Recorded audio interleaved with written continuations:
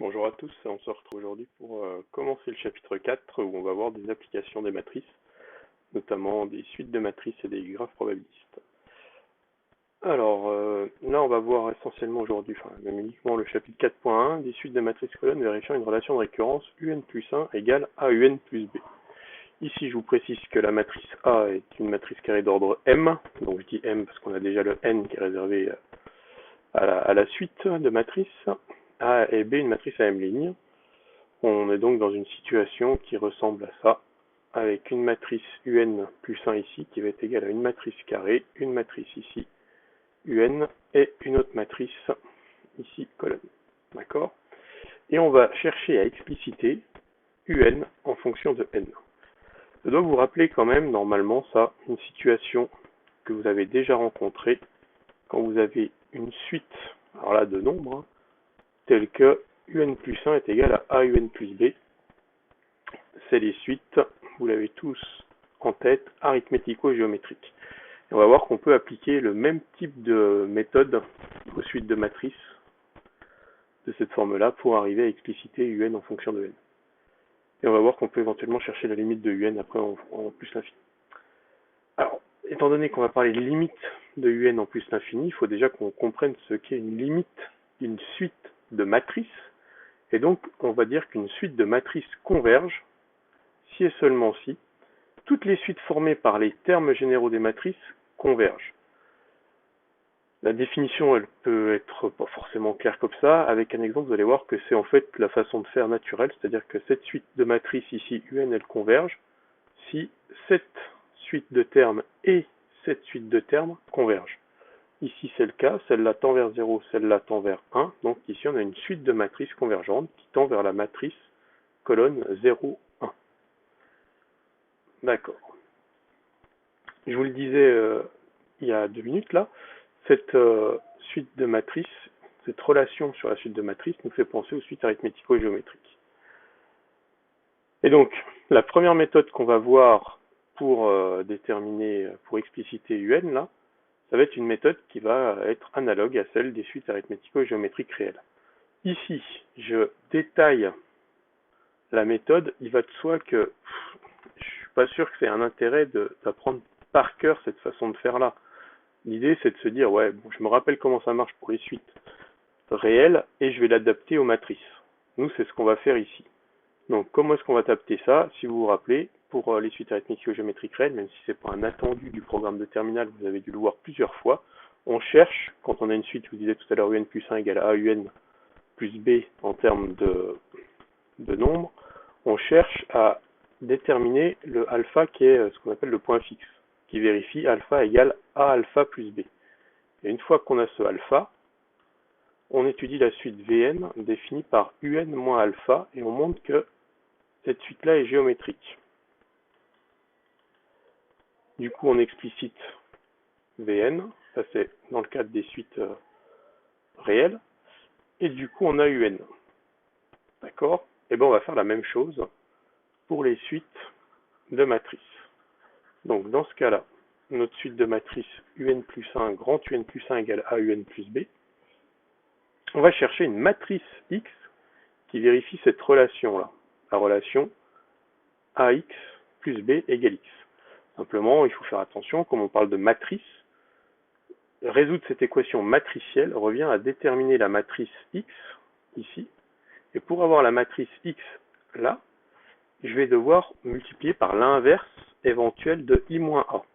Donc si l'inverse de I-A existe, si la matrice I-A est inversible, alors dans ce cas-là, X vaut donc I-A exposant moins 1, c'est-à-dire l'inverse de I-A fois la matrice B. Et donc ensuite, on va considérer la suite Vn égale Un-X. Et on va montrer ici que cette suite vérifie une relation de la forme Vn plus 1 égale AVn. D'accord? Par différence là, de ces deux relations-là, comme on le fait quand on a, ou quasiment comme on le fait quand on a des suites de nombres. Une fois qu'on a ça, alors ça c'est pas un résultat qui est acquis, donc il faut démontrer que Vn dans ce cas-là est égal à A exposant n fois V0, récurrence classique, et ça nous permet du coup d'avoir Vn en fonction de n, pour peu qu'on sache déterminer ce que vaut A exposant n. Et ça, on a vu dans le chapitre précédent comment on pouvait éventuellement déterminer A à la puissance n. Une fois qu'on a ça, qu'on a Vn, on remet dans la relation ici pour déterminer Un et on trouve que Un est égal à ça. Et il va de soi que ce résultat-là, c'est pas un résultat à connaître par cœur. Ce qui est intéressant, c'est de se rappeler de cette méthode-là, qui est la même méthode que celle qu'on a vue en exercice au moins, que vous avez dû voir pour les suites arithmético-géométriques. En tout cas, ce qu'on a démontré, c'est cette propriété-là, avec ce qu'on a fait là, mais je vous dis, cette propriété, elle n'est pas à retenir en tant que telle. D'accord? Bien, on va voir à travers un exemple comment faire les choses. Donc, ici, exemple classique, là, enfin un exemple classique, un exemple quoi de situation qu'on vient de voir. On a ici une suite UN définie par UN plus 1 égale à UN plus B, avec une matrice carrée A d'ordre 2, une matrice B colonne à 2 lignes, et une matrice U0 ici qui nous permet de fixer les choses pour initialiser notre suite définie de matrices définies par récurrence. D'abord, on va appliquer la méthode. Donc, on commence par chercher une matrice colonne X à 2 lignes, telle que AX plus B égale à X. On se ramène donc à I-A X plus B. On regarde ce que vaut la matrice I-A. I-A, on fait le calcul, l'identité moins la matrice A ici. Le calcul de l'identité moins la matrice A nous donne ça. Cette matrice-là, on calcule son déterminant. Moins 1 fois moins 1, moins 1 fois 0, ça fait 1, qui est différent de 0, donc I-A est inversible. L'inverse de la matrice I-A, c'est la matrice I-A-1 qu'on obtient avec 1 sur déterminant de A. Ici, on oppose, on échange, les coefficients de la matrice I-A, et là, on oppose. Donc, on obtient cette matrice inverse de I-A, qu'on va multiplier par B, ici, pour obtenir la matrice X. Donc, on trouve que notre point fixe, ici, en quelque sorte matriciel, c'est la matrice X, colonne de valeurs moins 4 et 6. Ensuite, ce qu'on fait, c'est, on l'a dit, on définit, donc là, ici, première chose importante, la matrice X est déterminée. Ensuite, on définit la suite Vn comme étant Un-X. Et donc, on va montrer que Vn plus 1 est bien égal à AVN. Ça, pour démontrer ça, on écrit que Un plus 1, c'est Un plus 1 moins X. Un plus 1, la relation, elle est là, c'est AUN plus B. X, on le réécrit comme étant AX plus B. On factorise par la matrice A, les B s'annulent, et on se retrouve bien avec AUN moins X, c'est-à-dire AVN. Donc on a Vn plus 1 qui est égal à AVN. On peut montrer maintenant par récurrence, le point suivant, que Vn égale AN exposant N fois V0. Démonstration par récurrence classique. On initialise avec A0. A0 c'est avec N égale 0. A0 c'est l'identité, donc on a IV0 qui fait donc bien V0. On a donc bien la relation au rang 0. On suppose qu'il existe un entier K tel que VK égale AKV0. Dans ce cas-là, VK plus 1 qui est égal à AVK va être égal à A fois, d'après l'hypothèse de récurrence, AKV0, ce qui fait finalement AK plus 1 fois V0. Donc on a bien là l'hérédité.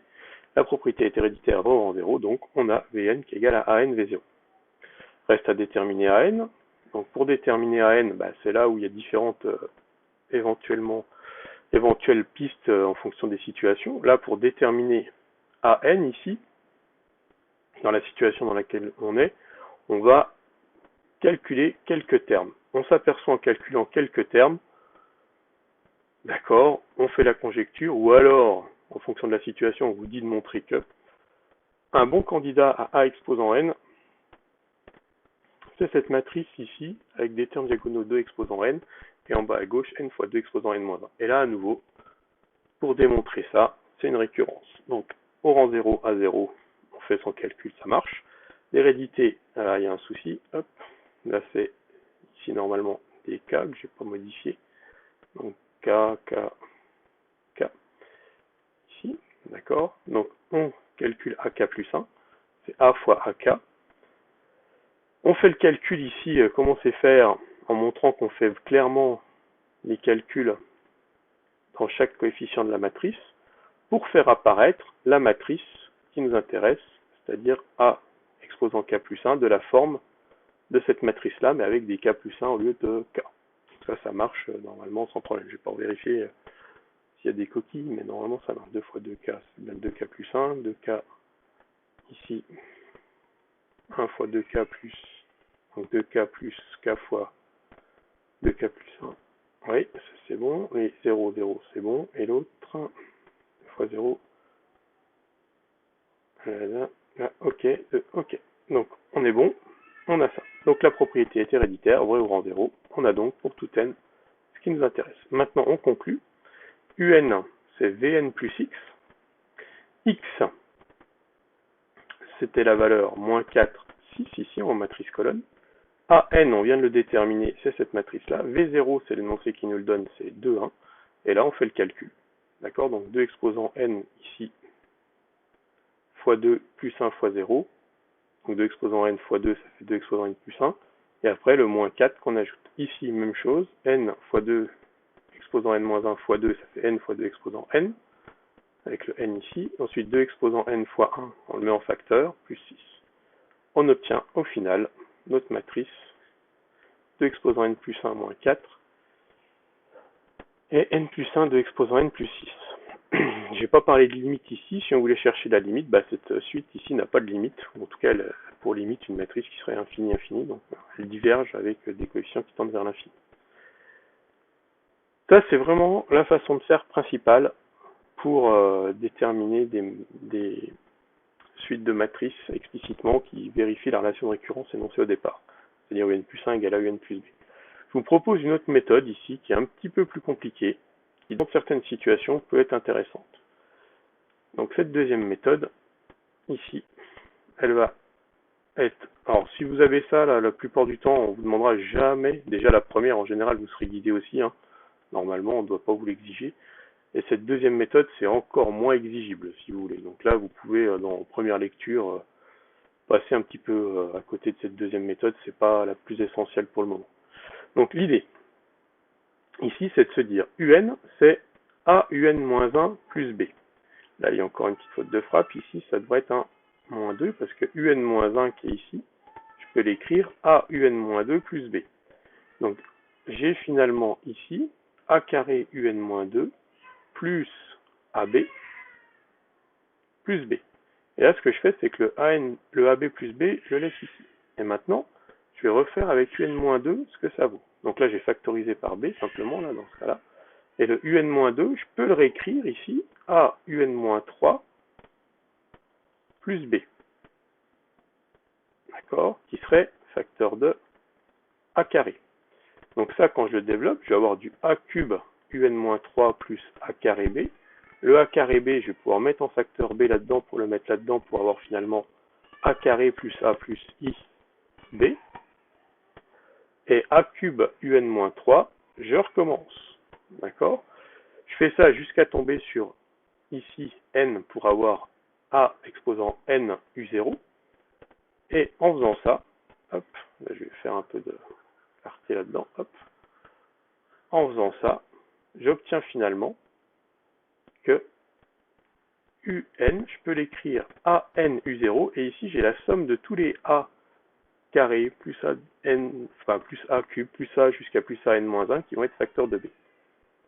Donc ça, je vous l'ai fait apparaître en faisant le raisonnement, en explicitant un petit peu, puis en mettant des points de suspension pour comprendre que ça allait marcher comme ça jusqu'au bout. Il va de soi que si on veut démontrer ça, on va le démontrer par récurrence. Alors on va voir un exemple qui utilise cette méthode-là. Ici, l'exemple, il est au départ fait où on vous dit, bon, on considère les suites ici, AN plus 1, BN plus 1, CN plus 1, défini comme ça.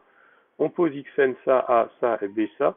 Et du coup, dans ce cas-là, on peut écrire Xn plus 1 en fonction de Xn, A et B. Et on veut en déduire la relation. Alors ici, le R1, c'est pas un fois R1, hein. C'est juste pour dire que cette relation-là s'appelle R1. D'accord?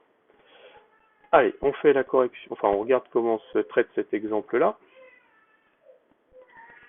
Hop. Ouais, il y a de quoi faire là. Donc, on y va. On a n qui appartient à grand N, et avec les notations de l'énoncé, bah, directement xn plus 1, c'est axn plus b. Ça marche sans problème. Pour R1, c'est la relation qu'on a compris et qui se fait de toute façon tout le temps de la même façon, là, quel que soit, vous voyez, on s'occupe pas de savoir ce qu'il y a dans A et ce qu'il y a dans B, et dans X, là, ce truc-là, c'est finalement la démonstration de la propriété qu'on a vue de façon propre, par récurrence. Comment est-ce qu'on démontre ça? Bah, l'hérédité, ici, on démontre pour x1 que c'est ax0 plus b, c'est là la relation qu'on a ici. Donc ax0 plus b, je peux bien l'écrire comme étant a1 fois x0, a puissance a exposant 1, plus la somme ici des k égale 0 à n-1 ici, donc à 1-1, de 0 à 0, des akb, puisque j'ai en fait ici, quand j'écris ça, j'ai que la matrice A0, et la matrice A0, c'est l'identité. Donc l'amorce de la récurrence est bonne, on a l'initialisation. Pour l'hérédité, on suppose qu'il existe, alors j'ai pris un P tel que j'ai la formule de récurrence, et je vais m'intéresser à xp plus 1. xp plus 1, on a compris que c'était axp plus b, ici. xp avec la formule de récurrence, l'hypothèse de récurrence, j'obtiens ça. Je vais donc développer ici en distribuant le a sur chacun des termes de ma somme, là, pour avoir a p plus 1 x0. Et ici, le a, je le multiplie avec chacun des ak. Je me retrouve donc avec un ak plus 1. Et là, ce que je vais faire, c'est un changement d'indice. C'est-à-dire que je vais écrire que k', c'est k plus 1. Donc ici, k' va débuter quand k était à 0, va débuter à 0 et va aller jusqu'à quand k était à p plus 1, donc p plus à p-1, pardon, p-1 plus 1, donc jusqu'à p. Donc k', c'était k égale à 0, donc k', pardon, il va de 1 jusqu'à p. Puisque quand k vaut 0, ici, k' vaut 1. Donc on a k' qui va aller de 1 jusqu'à p. C'est ici le 1 jusqu'à p. Simplement ici, plutôt que de mettre k' et k' ici, j'ai remis ma lettre k pour faire ma sommation.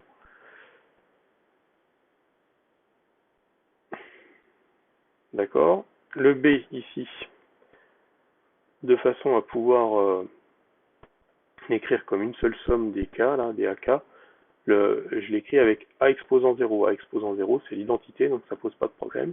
Et du coup, je peux mettre le premier rang ici dans ma somme avec le k égale à 0. Pour avoir finalement ce qui m'intéresse dans ma formule de récurrence. D'accord? Parce qu'ici, je peux aller jusqu'à p plus 1 et ça marche quoi. J'aurais pu faire une ligne de plus avec la somme de... Là, j'aurais pu faire encore ça. C'est égal à la somme de k égale à 0 à p plus 1 des ak x0. Des akb, pardon. Voilà, qui généralisait bien la formule de récurrence. Ici. Ah non, je vous dis une bêtise. Non, non, non, ça c'est inutile complètement. On s'arrête ici, on a bien ce qu'on veut, puisqu'on voulait avoir un P ici jusqu'à P. J'ai rien dit sur ça, on oublie. Donc on s'arrête là, ça marche. Donc on a notre relation qui est démontrée. Et donc après, alors si on veut ici aller jusqu'au bout de l'exercice nous demande d'en déduire a n, b n et c n en fonction de n. Et on nous donne la valeur de a n. Alors du coup on va chercher ce que vaut là la somme des ak en mettant chaque matrice AK. Donc chaque matrice AK, c'est ça, d'après ce que nous donne l'énoncé dans la question 2. Et donc là, on a une somme de ça. La somme de ces matrices-là, c'est la même chose que la matrice de la somme de chacun des coefs. On a déjà rencontré cette situation, je crois, une ou deux fois, quand on faisait les puissances de matrice.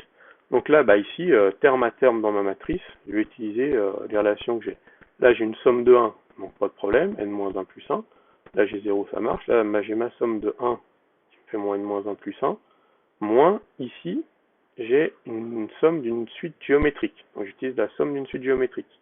Des termes d'une suite géométrique. Pareil, ici, j'ai 0,5 que je vais mettre en facteur. Enfin, pareil, non, j'ai 0,5 que je mets en facteur. et j'ai fois la somme des termes d'une suite arithmétique, ici particulière, c'est même la somme des n-1 premiers entiers naturels, donc n fois n-1 sur 2. Somme de 1, même somme que précédemment, et ici on retrouve une somme des termes d'une suite géométrique. D'accord? Donc on obtient au final cette matrice-là. Tout ça on remet dans la relation R1 qu'on avait, pour pouvoir écrire que notre suite xn, qui vérifiait donc a exposant n fois x0 plus cette somme-là, c'est donc a exposant n fois x0 plus la valeur de la somme qu'on vient de trouver là fois ça. Et on recalcule tout ça. C'est pas dur, c'est juste pénible et long. Et après on identifie, ici on a donc an, ici bn et ici cn. D'accord? Et après on peut, si on veut, aller chercher les limites de chacun des termes de notre suite un. Voilà, qui termine ce 4.1.